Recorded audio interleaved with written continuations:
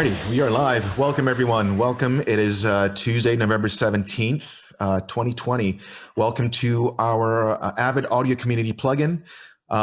We've got a lot to cover today. So welcome to everybody. Obviously, as you probably know, it's been a little busy over the last few days. Last Thursday was a pretty big day here at Avid. We announced our brand new Pro Tools Carbon audio interface and Pro Tools 2020.11. So obviously, if you haven't figured it out by now, we're probably going to be covering all of that here today. We've got a great set of folks here joining us today. My name is Greg Chin. I'm the audio evangelist for Avid, based here in Miami, Florida. Wherever you might be in the world, thank you again for joining us. Hope everyone is safe and keeping well. We've got a lot to cover today. So let's get right into it. Before we jump into the main portion of the session, just a couple of housekeeping notes. Whoa, let me back up here. So we want to make sure that you all get the most out of the webinar. So we are broadcasting this across all of our social platforms. Of course, we're also here in Zoom. So if you've registered for the webinar, you have kind of the most direct way to kind of engage with us here, certainly in the Q&A section, but we didn't want to lock anyone else out. Of course, you can still register for that. We'll get you some information. So again, wherever you might be, however you're following us on whatever platform, we've also got some of the amazing worldwide audio pre-sales team handling and moderating Twitter, Facebook, LinkedIn, YouTube.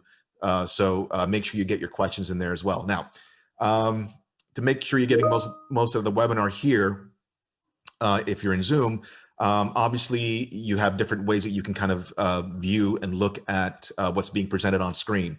So for the first portion, I would probably recommend that you make sure that you're focused on, it's going to be Gil Gowing, who's going to be presenting a bit of a demo. So you might want to have speaker view on for that one. But once we switch over to our special guests, François Quereuil and Kyle Splittgerber, you might want to make sure you have gallery view on, because we'll have kind of a roundtable discussion between us three. So that way you can kind of see everyone and get kind of the feeling as if you're kind of in the room. Of course, if you want to, there are a lot of folks here. You might want to make sure that you hide any non-video participants.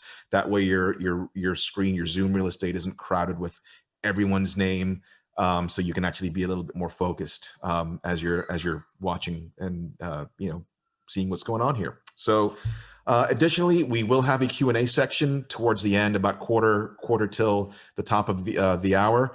We do invite you to ask your questions. I already see that some folks are asking some questions, so we've got some folks here helping to answer those. Jeff Komar, Gil Gowing, Dave Tyler are here answering some of these, but we will have a specific Q&A section as well. So please do use the Q&A button. Go ahead and enter your questions there. We'll make sure that we answer as many of those as we possibly can. We'll answer them throughout the course of our time here as well. So we've got about an hour, a little bit less than an hour now. So I say, with that housekeeping out of the way, we should jump right into it. So today, again, we've launched Pro Tools Carbon, Pro Tools 2020.11, and we're really excited about all of this. We're so excited to finally be able to talk about this and share this all with you. If you were on our event last week, thank you for being there. Maybe you've come here today to get a little bit more information. Of course, we do have regional webinars, kind of happening all over the world. So wherever you might be, make sure you check those out as well. I'm going to go ahead and toss it over just in a second here. Gil Gowing, you're familiar with these sessions. You certainly know who Gil is. Gil's going to be covering, giving us a demo of Pro Tools Carbon and Pro Tools 2020.11.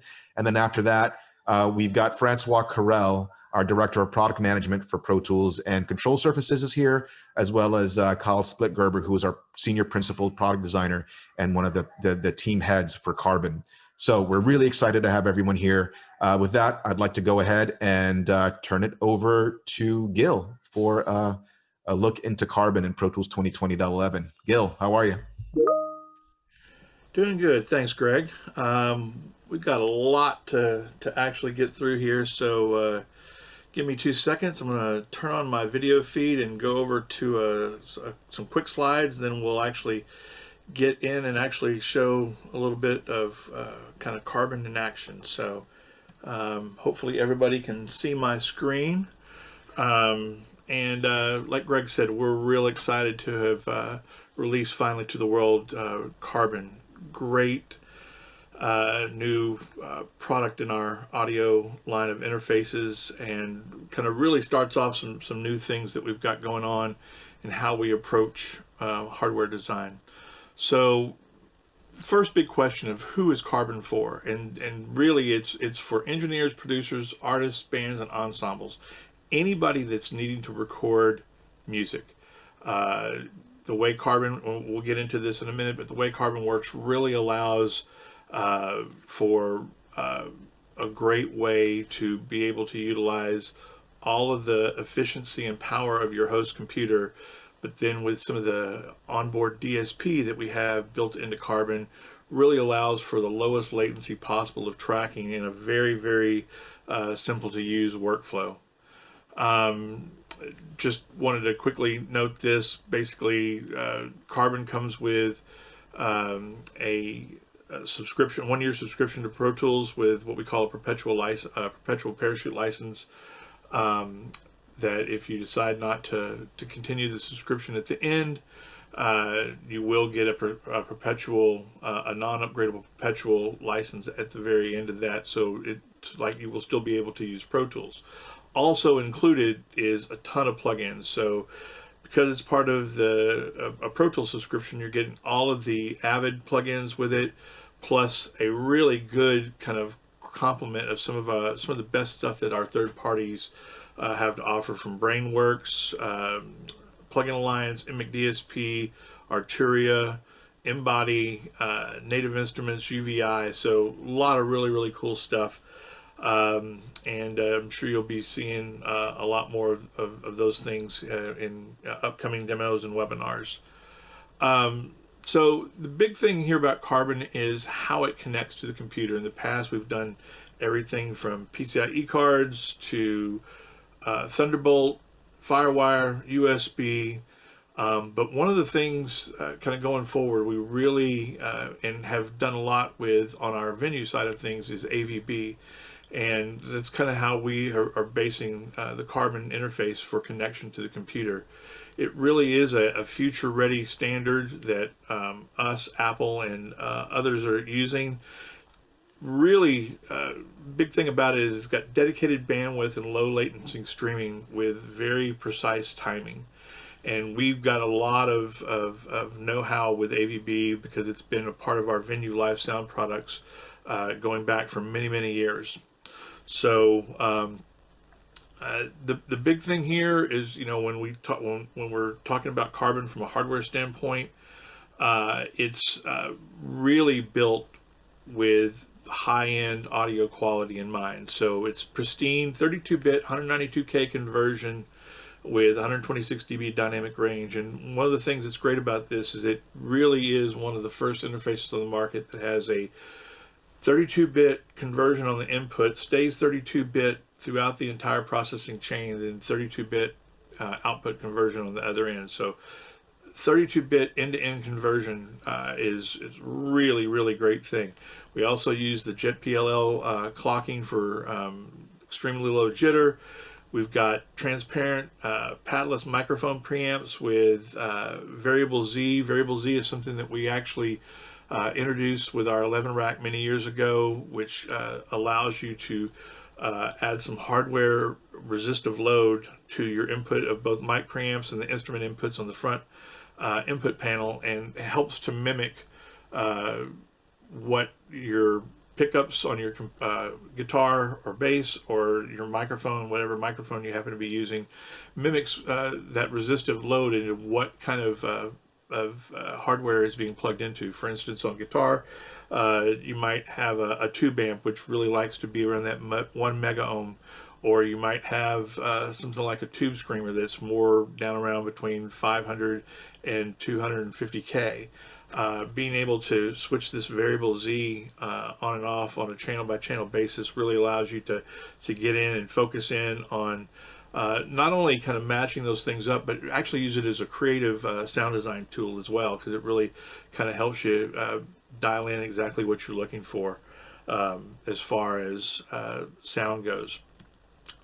So as far as connectivity goes, what I want to do now is I'm going to switch over here to an actual live camera view of Carbon front and back panel, and just kind of quickly go over this real quick.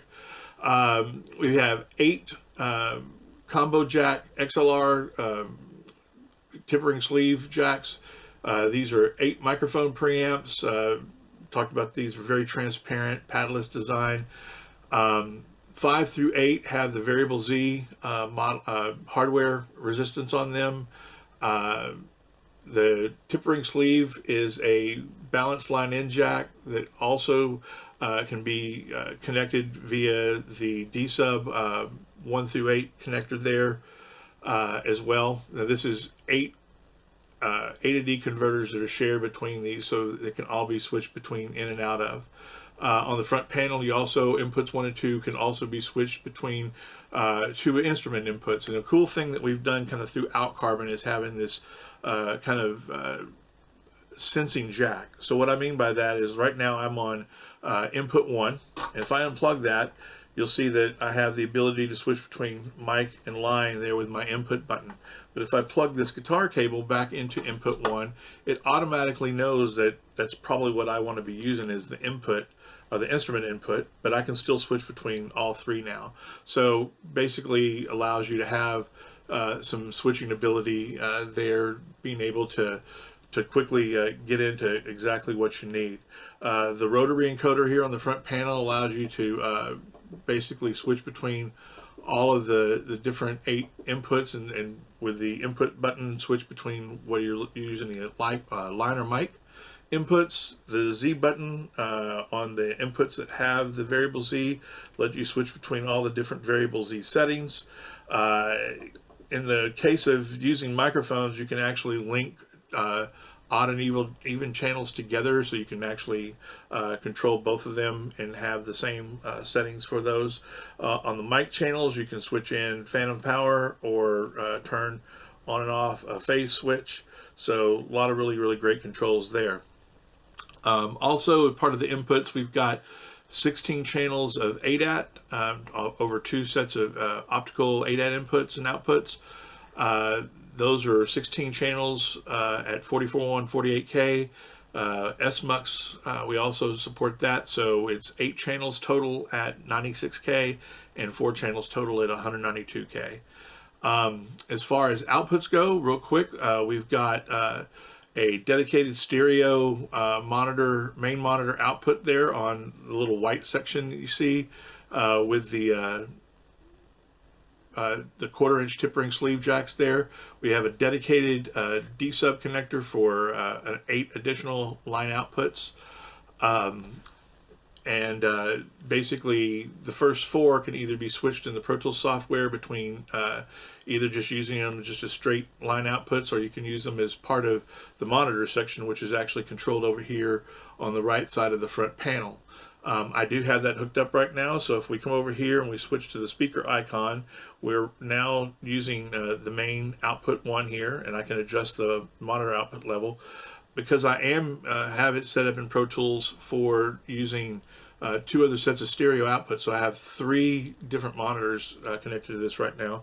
I can either switch between those as with the encoder by pressing it, or I can switch between them via the ABC button. So easy to be able to switch back and forth between the outputs there for the monitoring. This also has 4 independent headphone outputs, so these can be addressed as their own cue mixes for 4 totally different cue mixes. Once again, using that kind of that auto sensing. So if we come down here to the headphone icon switch, now if I switch through, you can see I've got 4 jacks plugged in, and I can actually then cycle through all 4 of those headphones. But if I unplug one of those, it basically knows that I'm not using that anymore, and I can then now cycle through just those 3. So a lot of really cool technology here in being able to kind of only use what you need to when you need to. Kind of rounding things off, we've got 2 network ports in the back. One is supported right now only for direct connect to your computer for the AVB connection. There's word clock in and out, so the system can be clocked on its internal clock, the word clock in, or an ADAT clock. And there's also a foot switch that right now is dedicated to a dedicated talkback, which I didn't mention earlier on the inputs. This little dot here on the front panel is actually a front panel talkback mic. And you can either access talkback via this front panel switch here that will blink red when you have it pressed on, and then it'll go away, or you can plug in a foot switch, and it's an auto sensing polarity foot switch that you can easily switch back and forth there with that. Now the big thing here is, I'm going to switch back to my keynote here, is the big key here with how Carbon works, which is totally different than what we've done in the past, is the hybrid engine. And what I mean by this is basically Carbon has 8 DSPs on board, and what these are used, it's same DSP chips that we use in our HDX card, but we're using them in a different way. So with HDX, typically that system is, everything is done on the DSP. Track count, mixer, I/O, all that's done on the card. And then you can add native processing to that, but it basically has to hop off, and you're going to get a little bit more latency when you do that. The hybrid engine with Carbon kind of turns that around, in that your mixer, your track count, and everything is done with your CPU's native processing. But then when you want to do recording, you can easily put a track into what we call DSP mode, which basically takes that channel out of your native mixer and puts it into a sub 1 millisecond latency DSP path, and then they both are combined back at the end for your monitoring. So it gets you the kind of the best of both worlds. It gives you all this great power of the native processor to do complex mixes, use your VIs and all those type of things, but then use these dedicated DSPs inside of Carbon to really create this low latency recording path, which is really, really great. So what I want to do now is I'm going to switch back over, I'm actually going to switch into Pro Tools and kind of show you how this works. So the first thing is while this is more or less a Carbon demo, we'll be also talking about a few of the new features that are part of Pro Tools 2020.11, which came out at the same time as Carbon. And the one big thing that I think probably people notice off the bat if you've used Pro Tools before is the new dark theme. And this is what we're looking at here right now. Easily switchable back in preferences if you want to go back to the classic theme. But we're all really excited, and a lot of people are really excited about this dark theme. Really gives it a lot more of a modern look with Pro Tools. So let's talk about, let's actually switch over here and look at kind of a mixer setup for DSP mode. So if you look here, I've got a guitar track that I want to record on. It's got input from one of the mic line inputs, and I've got some processing up here that I want to use. And typically, if I was just in a native mode and we were in a fairly big session like this, I would need to do a little bit of tweaking with the actual playback engine buffer to make sure I kind of balanced the power of what I needed to play the whole full mix back with what was going on with my input latency. With hybrid engine DSP mode, all I got to do is click on this lightning bolt and switch over into this DSP mode for this channel. And what's really cool about that, you'll see that this lightning bolt goes green. You'll see that all of the inserts that are part of that track go green because they have a DSP equivalent, and that's a light green. But then you'll also see a number of tracks on the mixer also go into a dark green mode. And this is basically automatically switching any adjacent tracks that are routed to this particular channel that I put into DSP mode. They all get put into an implicit DSP mode along with it. So I've got a routing folder that this track is routed through that's getting put into DSP mode. I've got some effects returns that are being put in from effect sends into DSP mode. I've got a subgroup down here as well as submaster and master. So everything about that is getting put into DSP mode. And you can tell that it's kind of gone in automatically by the darker green lightning bolt. Now, one thing to notice on my delay track, you'll see that the tape echo it looks fine. It's got the little green icon beside it. because there is a DSP version of that particular plugin. On the reverb return, though, you can see that the plugin has gone into a blue background, which means it's bypassed, because there is no, with this particular reverb from Arteria, it only is a native version of the plugin. But with delays and reverbs, being in this low latency monitoring domain is not as important as some of the other things. So if you continue to want to use this particular plugin for monitoring, it's very easy. You can either command click, or you can right click and put this into a DSP safe mode, which then puts this channel back into the native domain and lets you use that with a little bit of latency and pre-delay on that to be able to go forward with. So really makes it super easy. And then when I'm ready to have done all my recording, I can easily take this out of DSP mode and take it back out of that mode, and now the whole mixer is back into the native mixing again. I know I've got only a couple more minutes left, so I do want to just really quickly show a couple more things that pertain to 2020.11. One of those is a really cool thing that we've added called Audio to MIDI, and this uses a Melodyne Essentials package that is now part of everybody's either subscription or support plan, that you now have access to this. And basically we're using this behind the scenes to very easily be able to take audio, and in a number of different ways you can basically create MIDI out of this. We can right click on this audio track and use a right click to extract that to a new mode. It'll actually, kind of like committing a track, it will actually, you can tell it whether you want it to go to a MIDI or an instrument track, whether you want to be automatic conversion, what you want to do with the track afterwards,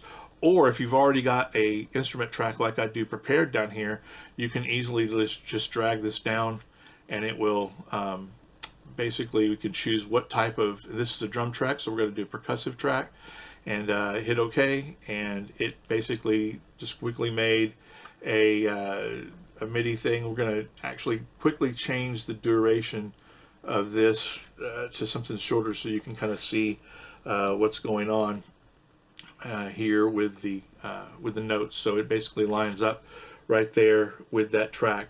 The cool thing about this is that you can do this with any kind of monophonic melodic material, or with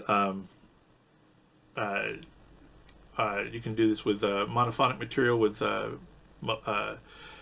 audio, percussive, whatever you want to do.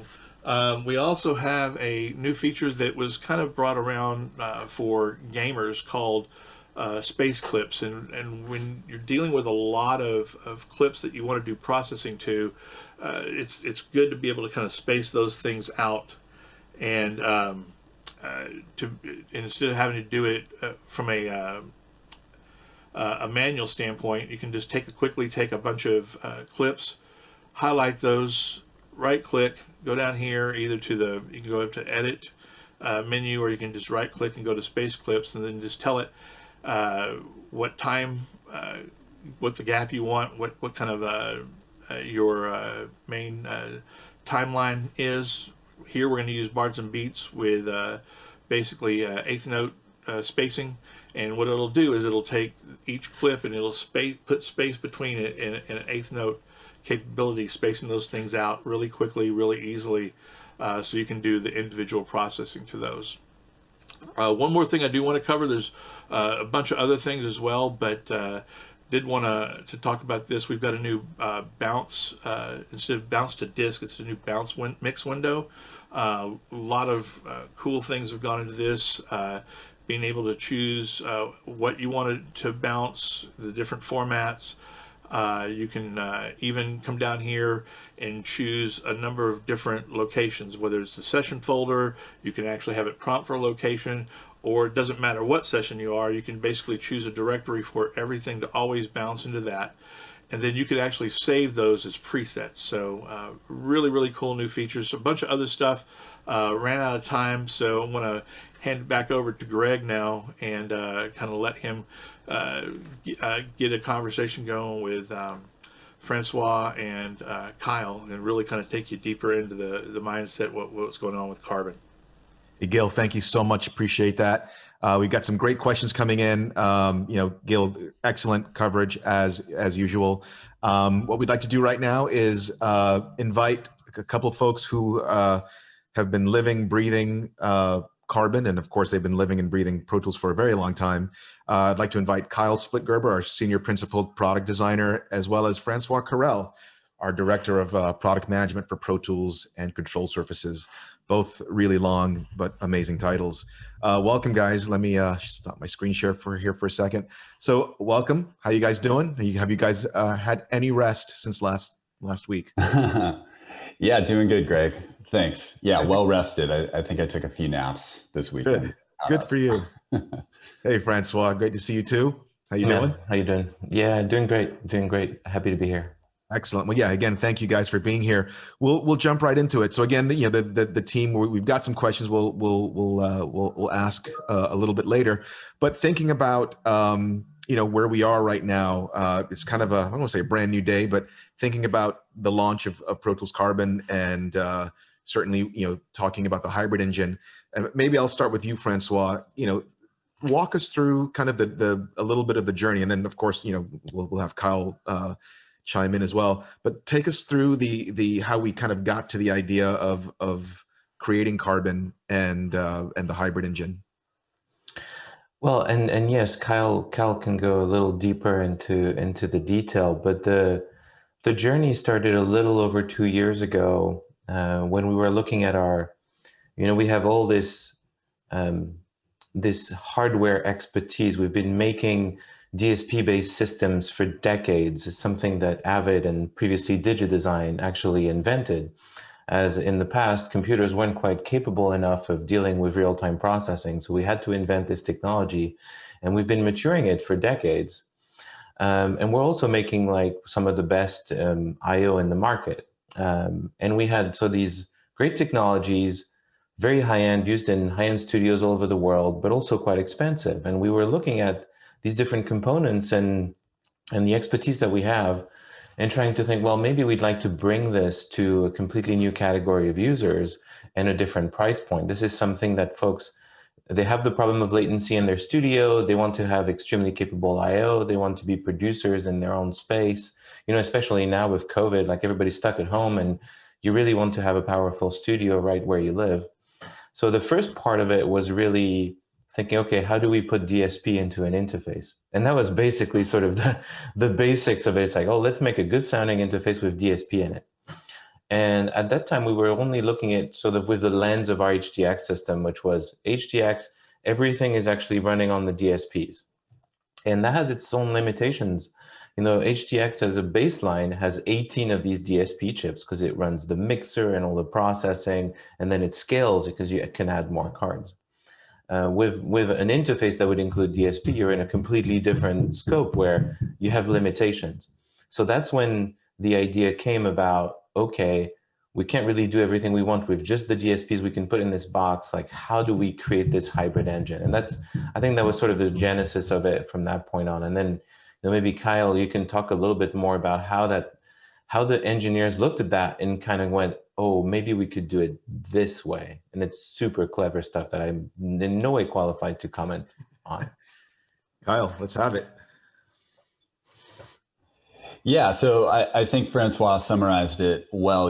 It started with trying to create this really integrated experience in Pro Tools and understanding the problem of latency and where we can really optimize our current technology and create a really great fluid experience in Pro Tools. And so what we ended up doing, like on the engineering side, was basically making an early call that we wanted to split things between native and DSP and have a clear dividing line between those two in order to protect the low latency path. Because for us, the DSPs really excel at low latency monitoring. And so creating a system around protecting that low latency path and then optimizing that to work well when switching between kind of the native world and the DSP world. So we actually have some technology under the hood that bridges native mixing and DSP mixing. But as a user, you don't really know any of that. You don't need to know any of that. It's just as simple as clicking the DSP mode button when you want to go into DSP mode for low latency, and then clicking the button again to go out of DSP mode back to native mode for all of your mixing. So it's very transparent and seamless to switch between those two. That's awesome. Yeah, thank you for that, Kyle. So, kind of taking things a little bit further, we talked a little bit last week about the design philosophy, and I think Francois kind of talked through some of the idea. But I think one of the things that I'm watching the chat here kind of going on, and I know that some of the phone calls, texts, and emails that continue to come through around Carbon. There's certainly a lot of excitement, but there's certainly AVB. I think is new in a sense to a lot of folks. So when we think about Carbon being an AVB audio interface, certainly on the live sound on our venue side of things, that's something that's known really well. Here it's a little bit newer. Folks are used to things like USB, Thunderbolt, Digilink. So this is a little bit of a new way of thinking for folks. Can you talk to us a little bit about AVB and why we chose AVB for this interface? Sure.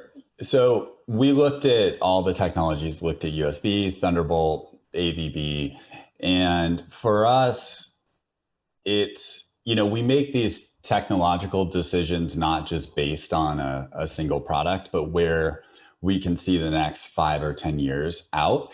And that's really, our job in product management and just collectively as a team is to understand where the market is and where we think it's going, and to try and make the best decisions we can around that. And so for us, AVB was a very clear choice, not just because we had expertise, but when you get into the world of Ethernet audio, there's just so many possibilities, and the workflows and direction that we can go with new products and updates is really, really exciting.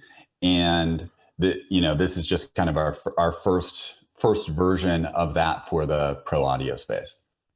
Excellent. So I do have a follow-up on that one, Kyle, and then I have a question for Francois. But around AVB, obviously it's at launch. Excuse me.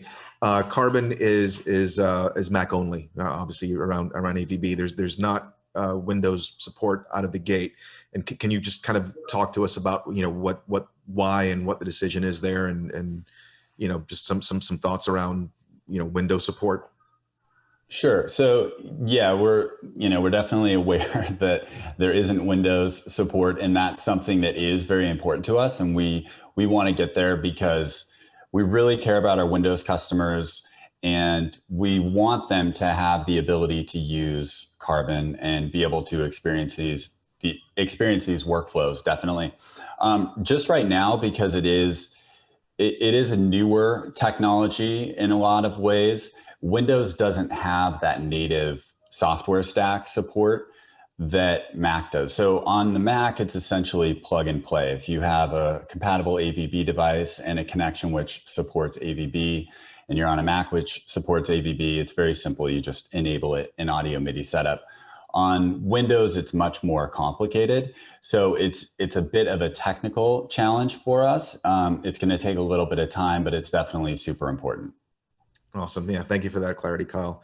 Sure. So, Francois, kind of being the main team lead, kind of working through Carbon, and, a lot of it is on, was for a while on paper and looking at specs, and, going back and forth with Kyle and his team, and, thinking about what it should be.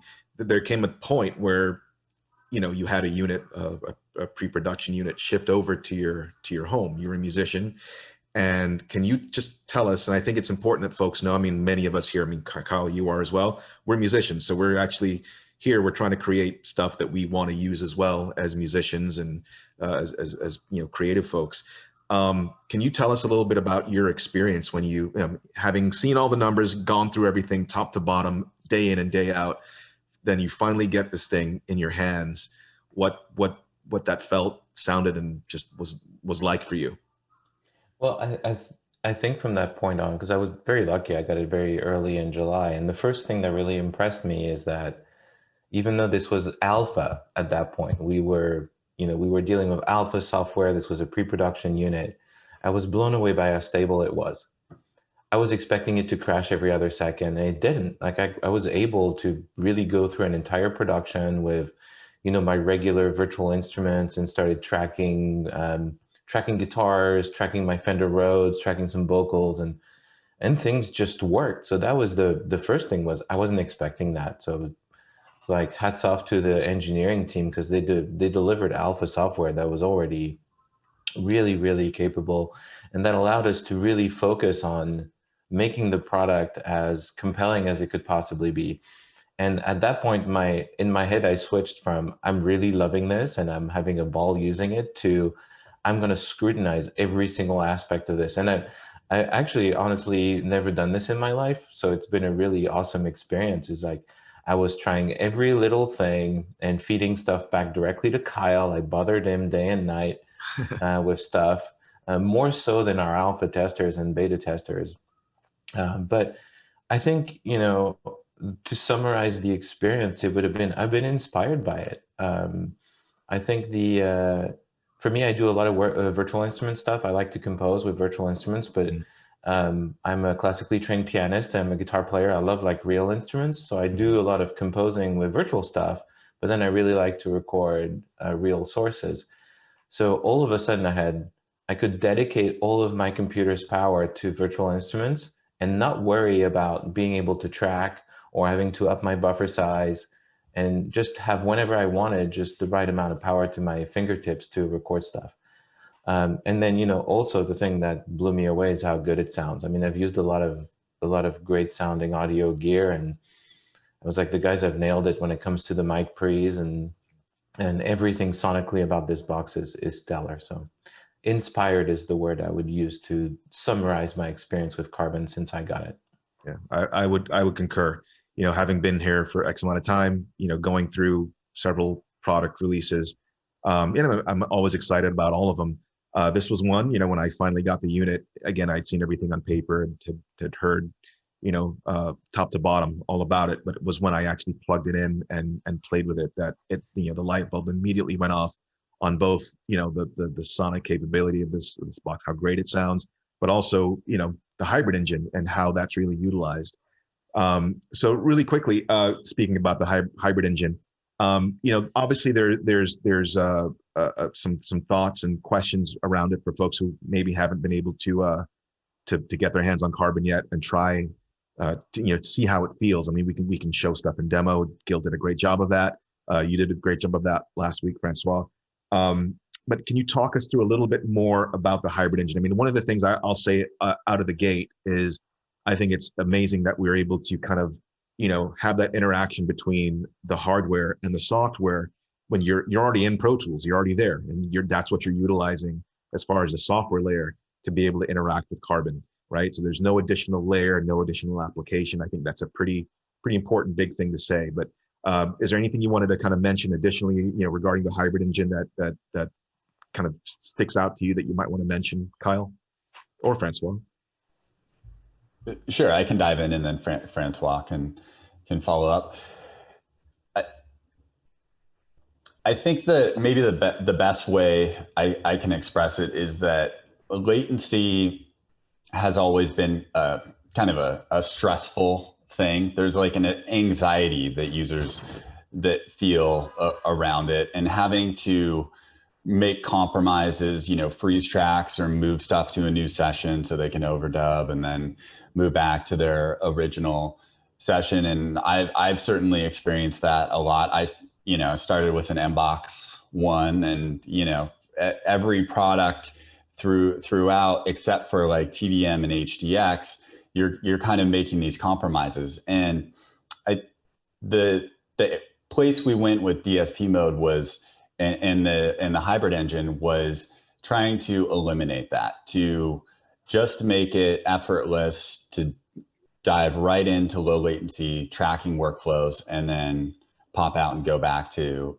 native mixing. So I think that's that's one of the things that is almost shocking when you use it, is how transparent and seamless it is to switch between native and DSP mode workflows. And sub 1 millisecond latency is just unreal. I mean, I play guitar, and if you're, especially if you're doing staccato stuff or, quick palm muting or whatever, you really notice those latencies.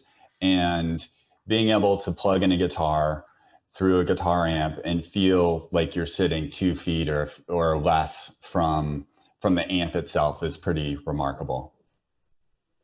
Nice. Yeah, I would totally second the the not having to compromise thing, which in many ways was always part of the workflow.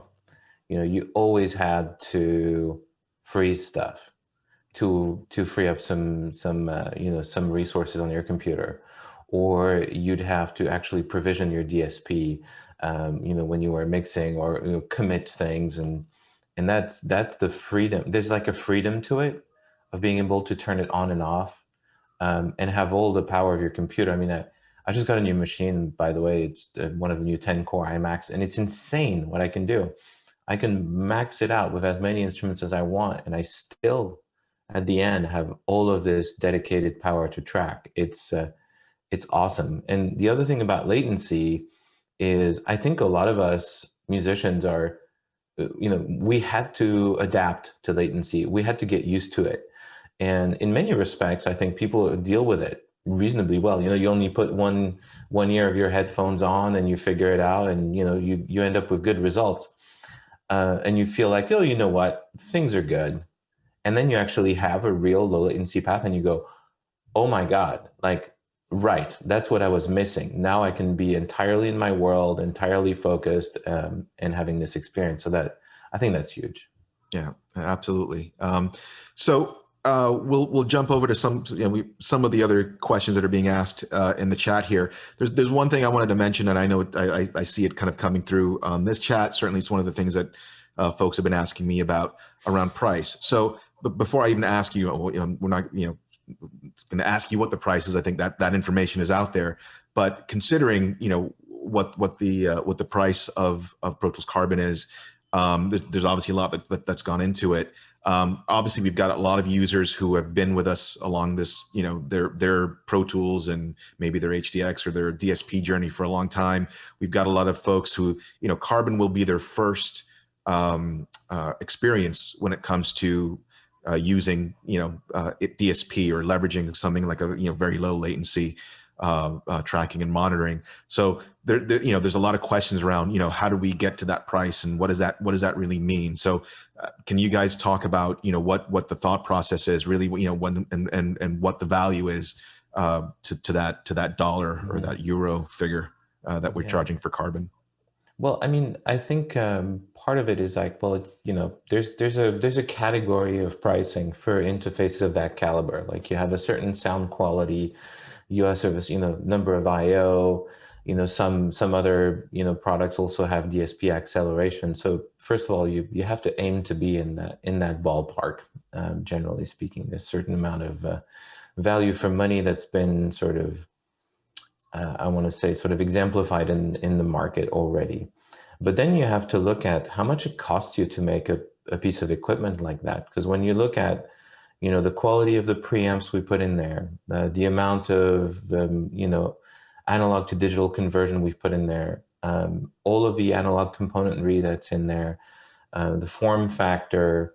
We also decided to make this box in North America. By the way, we wanted to have something that was designed and built in North America. All of those things have certain cost implications. But then you really want to make sure that you bring people as much value as possible. Because if you look at it from a business standpoint, you go, okay, I'm making this box. It needs to cost this much so that the company can make this amount of money. But we didn't look at it that way. We have some imperatives that we need to look at, but also how much value are we bringing the customers? So we also, outside of just the functionality of the box itself, we packed this thing with as much software as we could put in there.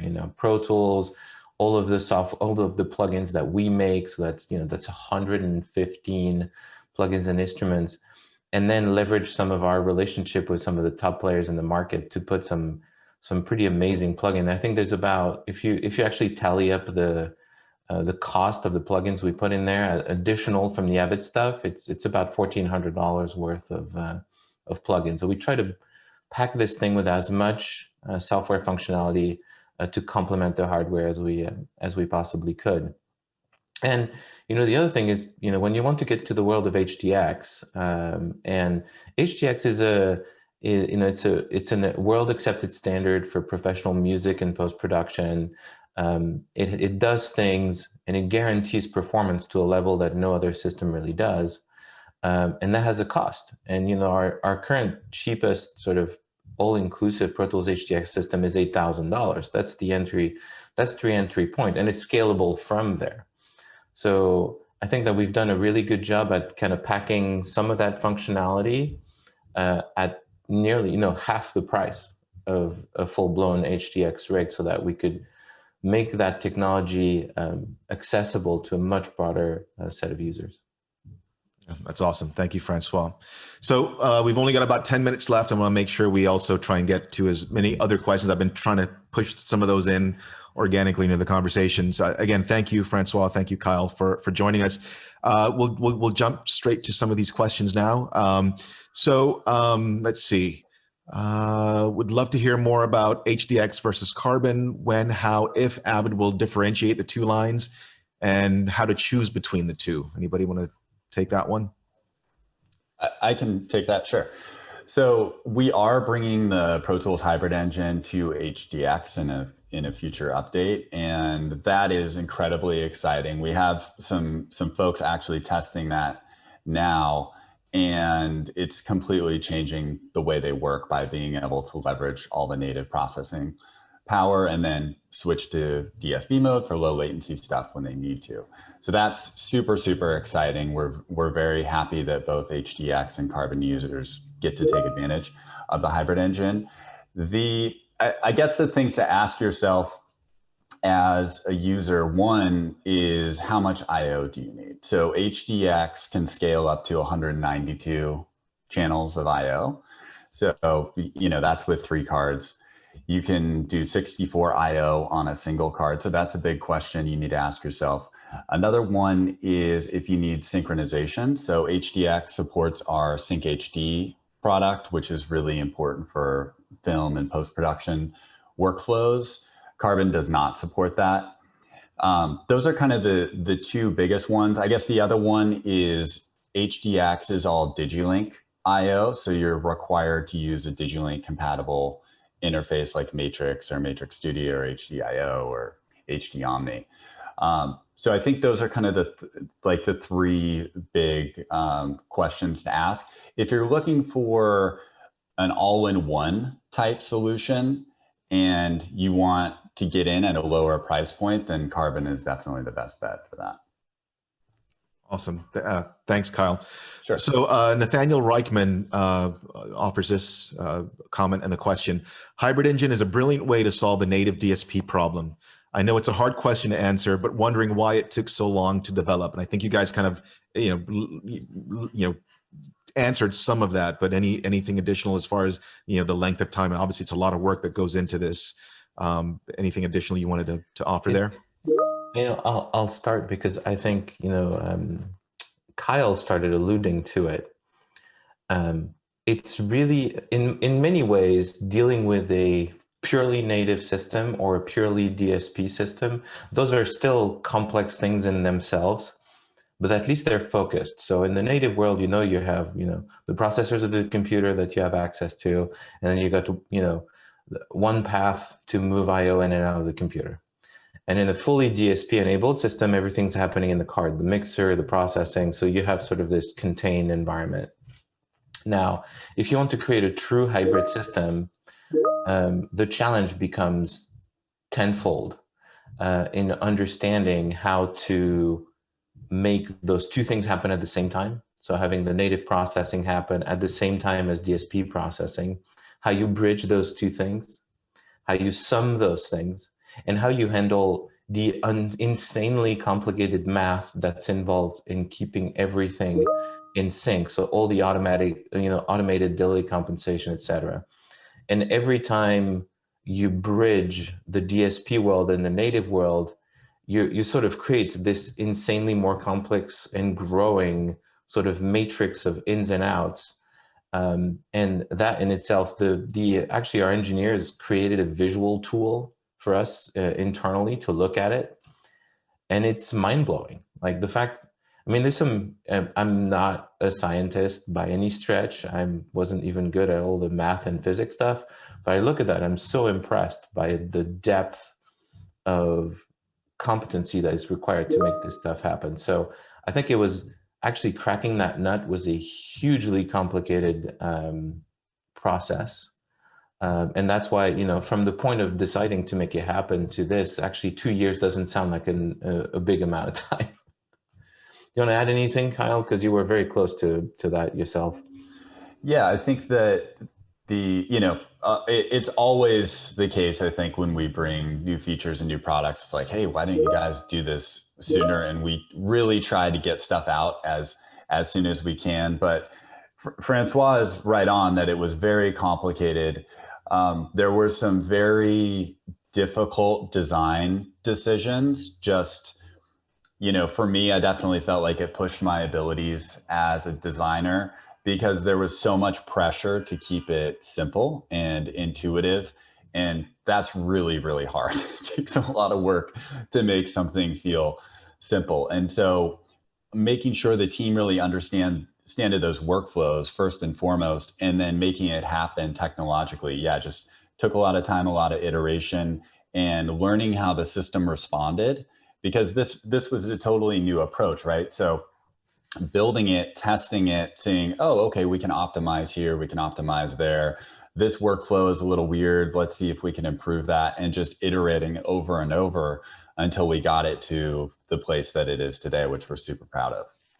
Awesome. Thank you, guys. So we're getting close to the top of the hour. There's still questions coming in. I just want to maybe jump on a couple of these to kind of wrap up. So there was one that was put here in the chat specifically around, why AVB. Obviously we also leverage, Dante in some of our other portfolio. I think you've pretty much kind of walked us and talked us through that, Kyle. I mean, I don't know if there's anything else you wanted to add. I mean, obviously AVB being, is kind of an open standard. I think there's some flexibility that it gives us to be able to do what we need to do. I mean, does that kind of basically cover it? Anything else you wanted to add there? Yeah, I think, Dante is super important. Obviously, there's tons of Dante compatible devices out there, and we recognize that. But for us as a core technology, it just wasn't the right fit for us. There are things with AVB, with the determinism and precision that provides, that was a much better fit. Also, there's no licensing fee with AVB, and because of that, we don't have to pass that cost off to the customer. Yeah, good one. Thanks, Kyle. So, we're getting a lot of this questions come in, a lot, and we're getting it here as well. Will we have the ability, or is there the ability to aggregate or stack carbon? It'd be good to get some clarification on that.